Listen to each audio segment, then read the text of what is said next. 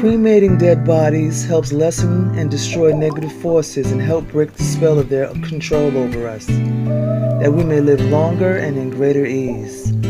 A dead body should be cremated as soon as its identity is established and those concerned have had a chance to view it. It should never be allowed to reach a point of odorous decay.